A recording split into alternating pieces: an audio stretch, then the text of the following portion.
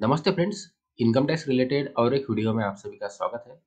इससे पहले मैंने दो वीडियो बनाए थे, एक short term capital gain on property और दूसरा long term capital gain on property. उन वीडियो को भी आप देख सकते हैं। ये एक वीडियो मैंने सेपरेट बनाया है। इस वीडियो में हम लोग बात करेंगे कि कॉस्ट इन्फ्लेशन इंडेक्स को यूज करके हम लोग किस तरह से इंडेक्स्ड कॉस्ट ऑफ एक्विजिशन और इंडेक्स्ड कॉस्ट ऑफ इम्प्रूवमेंट को कैलकुलेट कर सकते हैं, उसका फॉर्मूला क्या है। तो आप सभी को पता ही होगा कि सीबीडीटी द्वारा हर साल के लिए एक कॉस्ट इन्फ्लेशन इंडेक्स जारी किया जाता है। इस कॉस्ट इन्फ्लेशन इंडेक्स को यूज करके लॉन्ग टर्म कैपिटल गेन की केस में इंडेक्स्ड कॉस्ट ऑफ एक्विजिशन को कैलकुलेट करना होता है और उसी को यूज करके लॉन्ग टर्म कैपिटल गेन का कैलकुलेशन करना होता है। तो हम यहाँ बात करेंगे कि किस तरीके से हम इंडेक्स्ड कॉस्ट ऑफ एक्विजिशन और इंडेक्स्ड कॉस्ट ऑफ इम्प्रूवमेंट को कैलकुलेट कर सकते हैं। तो आपके सामने अब एक चार्ट है। इस चार्ट में आप देख सकते हैं कि यहाँ हर साल के लिए अलग अलग कॉस्ट इन्फ्लेशन इंडेक्स दिखाई दे रहे हैं और यहाँ जो करंट फाइनेंशियल ईयर चल रहा है 2023-24, उसके लिए जो कॉस्ट इन्फ्लेशन इंडेक्स है वो है 348। तो आपके सामने अब एक फार्मूला है। ये फार्मूला है इंडेक्स कॉस्ट ऑफ एक्विजिशन को कैलकुलेट करने का।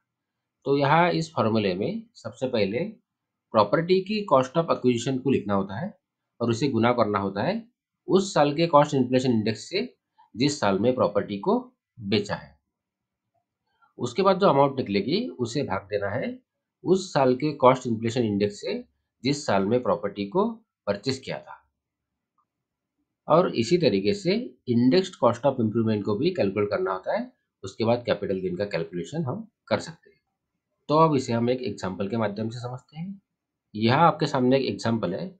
इसमें एक प्रॉपर्टी है जिसका परचेस किया था अप्रैल 2011 को, जिसकी परचेस वैल्यू थी 15 लाख रुपए और इस प्रॉपर्टी को बेचा गया है 15 जुलाई 2023 को। इसकी सेल वैल्यू है 35 लाख रुपए। तो यहाँ अब हमें इस प्रॉपर्टी का इंडेक्स कॉस्ट ऑफ एक्विजिशन को कैलकुलेट करना है। तो यहाँ जैसे कि आप इस फॉर्मूले में देख सकते हैं, मैंने यहाँ फार्मूला लगाया है। यहाँ जो हमारी परचेस कॉस्ट है वो है 15 लाख रुपए। इसको हम गुना कर रहे हैं 348 से। ये जो 348 है ये फाइनेंशियल ईयर 2023-24 के लिए कॉस्ट इन्फ्लेशन इंडेक्स है। और इसके बाद जो अमाउंट निकलेगी उसे हमें भाग देना होगा 184 से। ये जो 184 है ये है 11-12 के लिए कॉस्ट इन्फ्लेशन इंडेक्स।